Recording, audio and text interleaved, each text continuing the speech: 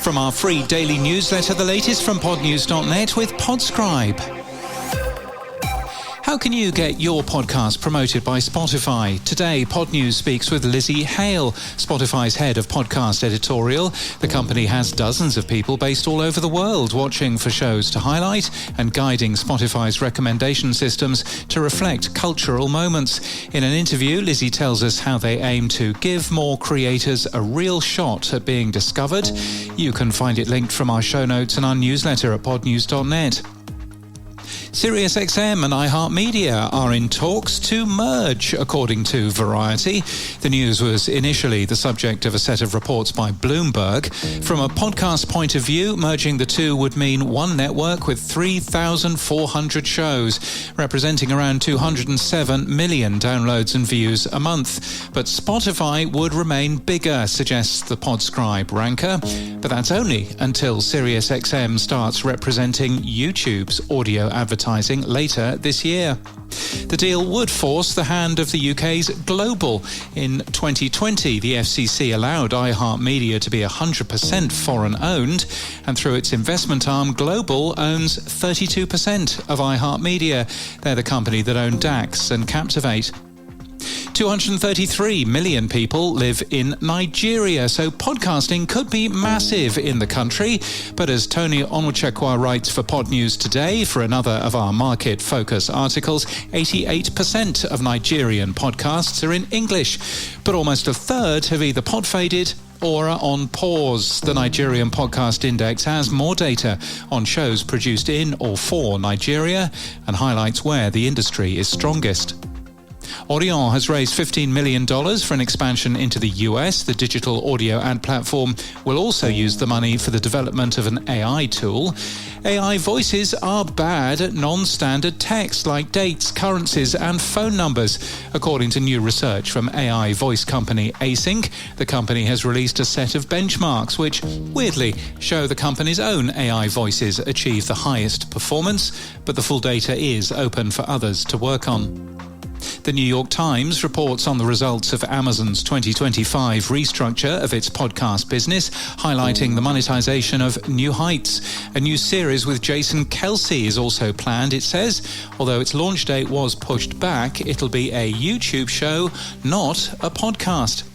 And Podscribe has enhanced its AI chatbot to add more real-world workflows for media planning and campaign optimization.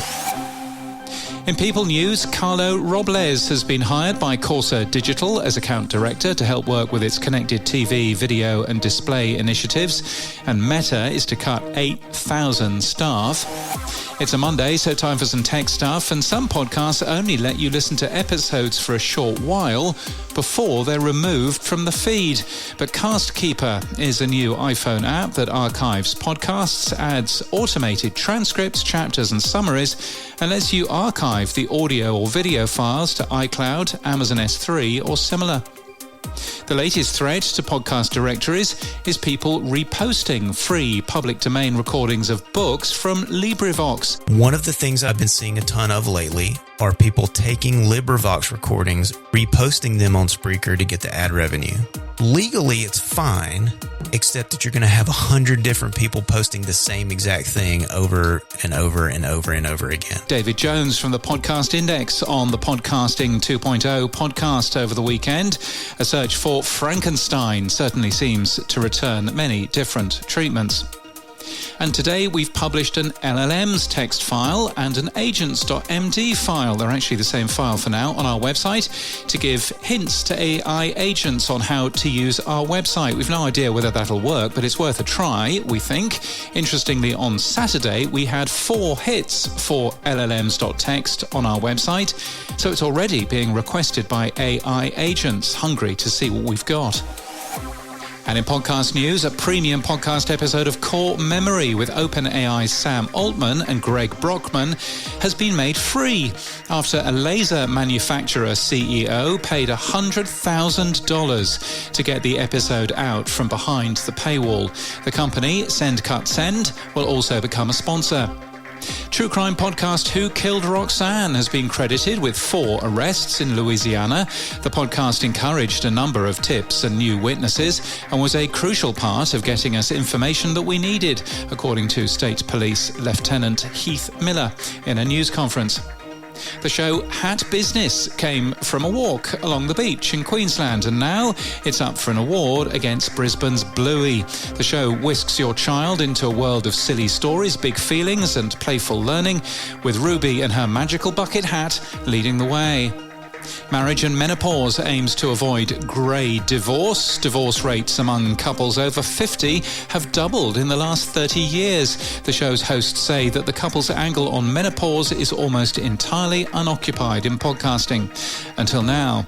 And in Buzzcast from Buzzsprout, you'll learn why a crowded podcast niche is usually just a broad category that needs sharper positioning. The hosts compare 5 top business story podcasts to show how audience format, tone and payoff can make similar topics feel completely different. Then share practical ways to define a podcast niche that actually stands out.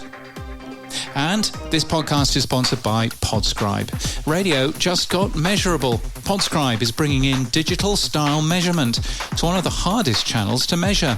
Verify where ads aired with air checks and track performance with attribution. You can read more about Podscribe in a link you'll find in our show notes. And that's the latest from our newsletter. To read all the stories and subscribe for free and fill out the report card, we're at podnews.net.